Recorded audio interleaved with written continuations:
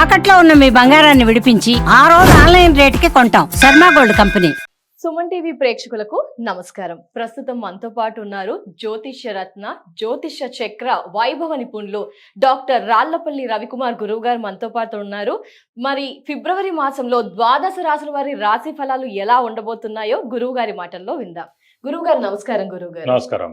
గురువు గారు, మరి ద్వాదశ రాశుల్లో నవగ్రహాలు ఏ ప్రదేశంలో ఉన్నాయో తెలియజేస్తారా గురువు గారు? తప్పకుండా. శరదిందు సమాకారే పరబ్రహ్మ స్వరూపిణి వాసరాపీఠ నిలయే సరస్వతి నమస్తుతే. సుమన్ టీవీ ప్రేక్షకులకి నమస్కారం. ఈరోజు మనం ఈ ఫిబ్రవరి మాసంలో ద్వాదశ రాశుల్లో నవగ్రహాలు ఎక్కడ ఉన్నాయో తెలుసుకుందాం. ముందుగా సూర్యుడు వచ్చేసి మనకి కుంభరాశిలో ఉంటారు. సూర్యుడితో పాటు మనకి శుక్రుడు కూడా కుంభరాశిలో ఉంటారు. అలాగే మనకి బుధుడు కూడా కుంభరాశిలో ఉంటారు. అలాగే రాహు కూడా మనకి కుంభరాశిలో ఉంటారు. అలాగే కుజుడు కూడా మనకి ఉచ్చస్థానమైన మకర రాశిలో ఉంటారు. అలాగే శని వచ్చేసి మనకి మీన రాశిలో ఉంటారు. అలాగే గురువు వచ్చేసి మనకి మిథున రాశిలో ఉంటారు. అలాగే కేతు వచ్చేసి మనకి సింహరాశిలో ఉంటారు. ముఖ్యంగా ఏంటంటే ఈ ద్వాదశ రాశుల్లో నవగ్రహాలు ఇక్కడ ఉన్నా కూడా పొజిషన్ ఫిబ్రవరి 13 నుంచి మనకి శుక్రమూఢం వెళ్ళిపోతుంది. ఎందుకంటే 30th నవంబర్ 2025 నుంచి శుక్రమూఢం స్టార్ట్ అయింది. సో ఇంచుమించుగా లెక్క పెడితే 30th నవంబర్ నుంచి 13th ఫిబ్రవరి 2026 దాకా అంటే కనుక ఒక 75 రోజుల పాటు శుక్రమూఢమే నడిచింది. దీని వలన ఏంటంటే శంకుస్థాపన చేయలేకపోయారు చాలామంది, గృహప్రవేశం చేయలేకపోయారు, వివాహం కుదుర్చుకోలేకపోయారు.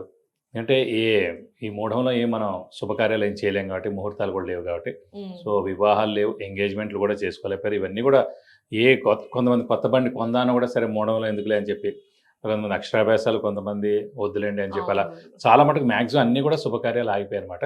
సో దీని మూలాన్ని పురోహితులు కానీ, వంట బ్రాహ్మణులకు కానీ, లేకపోతే ఫంక్షన్ హాల్స్ వాళ్ళకి కానీ, ఈ పూల వాళ్ళకి కానీ, ఫోటోగ్రఫీ, మొత్తం అన్ని పరిశ్రమలు, ఒక 20 పరిశ్రమలు, ఈ శుభకార్యాలతో ముడిపడి ఉన్న ఒక 20 పరిశ్రమలు అన్నీ కూడా స్తబ్దుగా అయిపోయాయి అనమాట 75 రోజుల పాటు.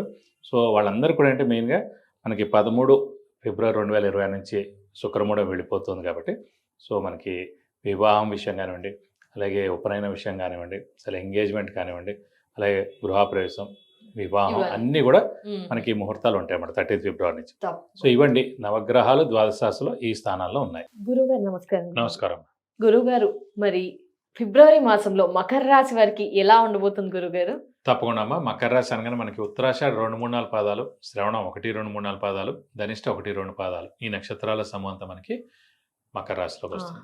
ఈ రాశి వారికి మెయిన్గా రాశ్యాధిపతి అయిన శని తృతీయ స్థానంలో చాలా బాగున్నాడు. తృతీయ స్థానం అంటే మనకి జనాల సహాయ సహకారాలు, కమ్యూనికేషన్ స్కిల్స్, రైటింగ్ స్కిల్స్, అలాగే మన కన్నా తమ్ముళ్ళు కానీ చెల్లెలు కానీ, మనకన్నా చిన్నవాళ్ళు ఎవరైతే వాళ్ళందరినీ స్థానం తృతీయ స్థానం. సో మనకన్నా తమ్ముళ్ళు కానీ చెల్లెలు కానీ వాళ్ళు చాలా బాగుంటారు. అలాగే కమ్యూనికేషన్ స్కిల్స్, రైటింగ్ స్కిల్స్ మెరుగుపడతాయి. అలాగే జనాల సహాయ సహకారాలు కూడా మనకు ఖచ్చితంగా వస్తాయి. ఇది కాకుండా మెయిన్గా అసలు గురువు మటుకు 6వ స్థానంలో ఉండిపోయాడు. కొంచెం గురు బలం తగ్గింది. కానీ సాధారణంగా వ్యయ స్థానాధిపతి అయిన గురువు 6వ స్థానంలో ఉన్నందుకు అది విపరీత రాజయోగం ఏర్పడినా కూడా 50% గురుబలం ఇస్తుంది. సో గురుబలం రావాలంటే మళ్ళీ జూన్ 2వ తారీఖు నుంచే గురుబలం వస్తుంది కాబట్టి సప్తమ స్థానంలో గురువు ప్రవేశిస్తారు కాబట్టి, సో ఈ 4 నెలలు కూడా కొంచెం మిశ్రమంగా ఉంటుంది కాబట్టి పనులన్నీ మెల్లగా వెళ్తాయి. సో శ్రమకాలం ధనం కొంచెం వ్యర్థమయ్యేందుకు అవకాశం ఉంది. అవసరానికి డబ్బులు సమకూరడం ఆలస్యం అవుతుంది. కావాల్సిన బాకీలు వసూలు అవ్వడం కష్టం అవుతుంటాయి. అప్పులు వాళ్ళ బెడద తప్పదు, కొత్త అప్పులు చేయాల్సి ఉంటుంది. జూన్ 1వ తారీఖు దాకా చేయాలన్నమాట. సో అదే ఫిబ్రవరి, మార్చ్, ఏప్రిల్, మే 4 నెలలు అనుకోండి. కనీసం మార్చ్ 1 వచ్చిందంటే శుక్రుడు ఉచ్చలో వస్తాడు. సో మకర రాశికి యోగకారకుడు, అదృష్టకారకుడు అయినా శుక్రుడు ఉచ్చలో ఉంటాడు కాబట్టి అదృష్టం బాగుంటుంది కాబట్టి మార్చి నెల అంతా గడిపేయచ్చు. సో ఏప్రిల్, మే, ఈ ఫిబ్రవరి కొంచెం మిశ్రమంగా ఉంటుంది అనుకోవాలి.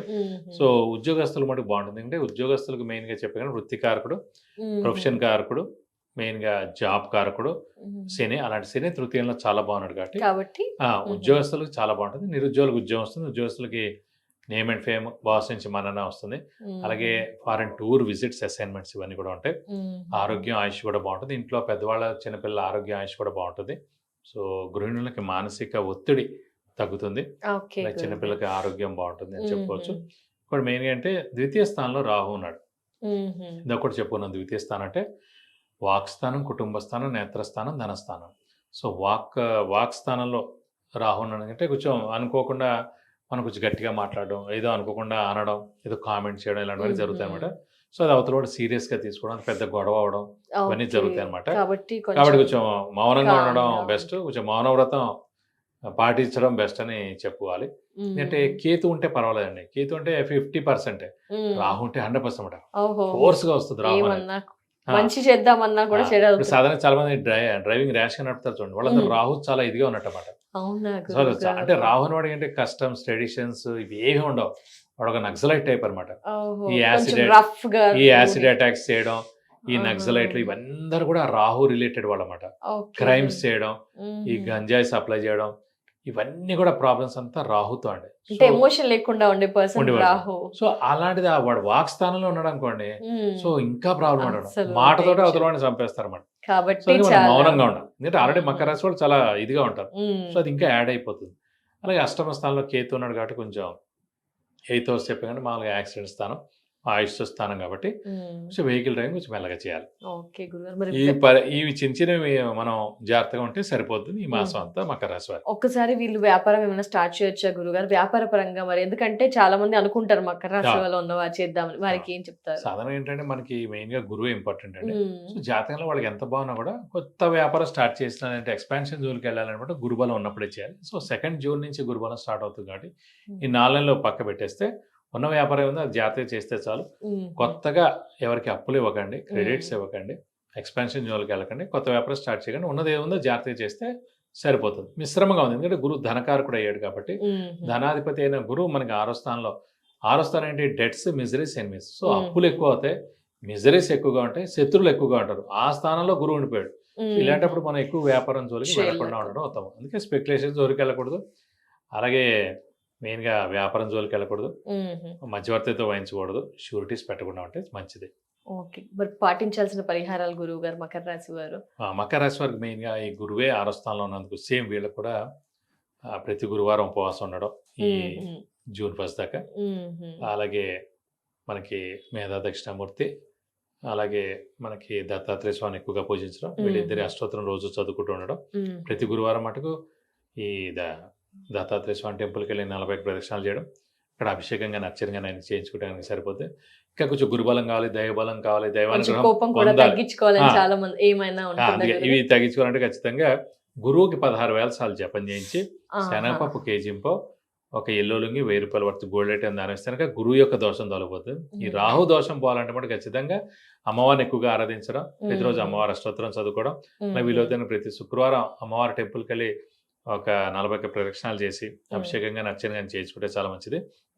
అలాగే రాహు కూడా 18,000 సార్లు జపం చేయించి మినపప్పు కేజీంపో ఒక 1000 రూపాయల వర్త్ గోల్డ్ ఐటమ్ దానం ఇస్తే కనుక దోషం మొత్తం తొలగిపోయి మీకు అన్ని విధాలా మంచి చేకూరుతుంది. ధన్యవాదాలు గురుగారు. మకర రాశి వారి రాశి వివరణ పరిహారం చక్కగా తెలియజేసినందుకు ధన్యవాదాలు గురుగారు. నమస్కారం. నమస్కారం.